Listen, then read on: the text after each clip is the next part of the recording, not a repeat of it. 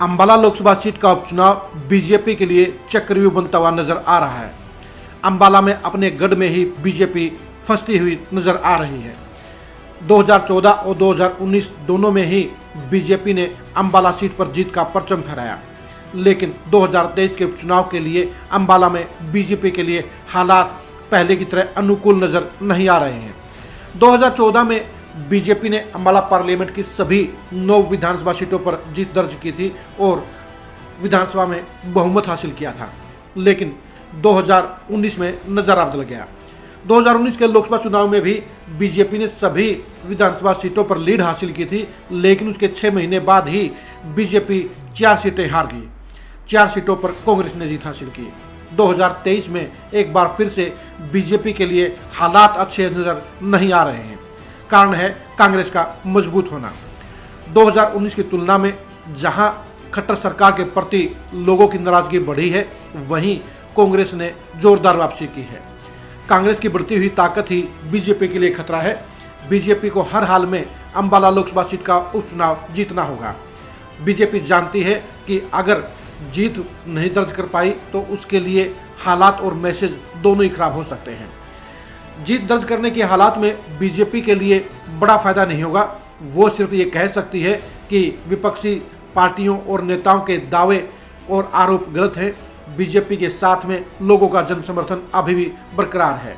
यानी बीजेपी की जीत अंबाला लोकसभा सीट पर यह दावा करने का प्रयास करेगी कि मोदी सरकार और खट्टर सरकार दोनों ही जनता की कसौटी पर खरा उतर रहे हैं। लेकिन सोचिए, अगर बीजेपी हार गई तो क्या होगा?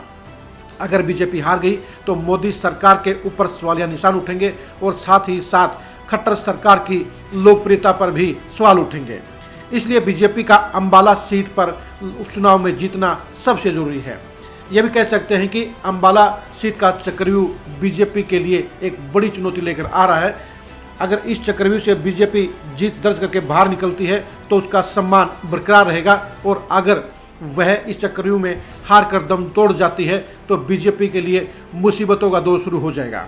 उन हालात में बीजेपी 2024 के लोकसभा चुनाव में न तो सभी 10 की 10 लोकसभा सीटें जीत पाएगी और न ही 2024 के विधानसभा चुनाव में तीसरी बार सत्ता हासिल करने का सपना साकार कर पाएगी।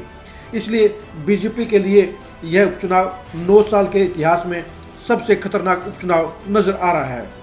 बीजेपी के लिए यह उपचुनाव इसलिए जीतना जरूरी है क्योंकि 1 साल के बाद जहां लोकसभा के आम चुनाव हैं, वहीं 1.5 साल के बाद विधानसभा के उपचुनाव हैं। इसलिए इस उपचुनाव को हरियाणा की सियासत का सेमीफाइनल भी कहा जा रहा है। बीजेपी 2024 के चुनाव को लेकर तैयारियों में जुटी हुई थी, लेकिन अचानक ही कटारिया साहब का स्वर्गवास हो गया और उपचुनाव के चक्रव्यूह में बीजेपी को फंसना पड़ रहा है। बीजेपी के लिए ये चक्रव्यूह जीतना आसान नहीं होगा क्योंकि बीजेपी 2019 के नज़रिए से काफ़ी अलग नज़र आती है। 2019 के लोकसभा चुनाव में जहां बीजेपी आसानी से 3.25 लाख वोटों से अंबाला लोकसभा की सीट जीत दर्ज कर गई थी, वहीं 2024 के ही विधानसभा चुनाव में बीजेपी को कांग्रेस ने पसीने छुड़वा दिए थे। बीजेपी से कांग्रेस नारायणगढ़, कालका, साढौरा सीटें जीतने में सफल रही थी, जिसके चलते बीजेपी के लिए ये उपचुनाव जीतना बड़ी मुश्किल नजर आ रहा है। बीजेपी बखूबी जानती है कि इस उपचुनाव को जीतने के लिए उसे नए सिरे से रणनीति बनानी होगी, उसे पूरा जोर लगाना होगा, उसे पूरा दमखम लगाना होगा, उसे अपने सभी नेताओं को इस उपचुनाव में झोंकना होगा। बीजेपी के लिए दिक्कत इस बात की है कि 9 विधानसभा क्षेत्रों में से मुलाना, साढौरा, नारायणगढ़ और कालका सीटों पर कांग्रेस के एमएलए हैं और वहां पर बीजेपी के नेताओं की स्थिति कमजोर है।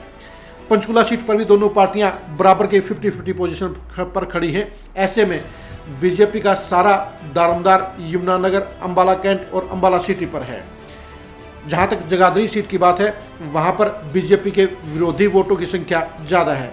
यानी वोट बैंक की पोजीशन और लोकसभा सीट के मिजाज के अनुसार 2023 का ये उपचुनाव बीजेपी के लिए खतरे की घंटी बजाता हुआ नजर आ रहा है।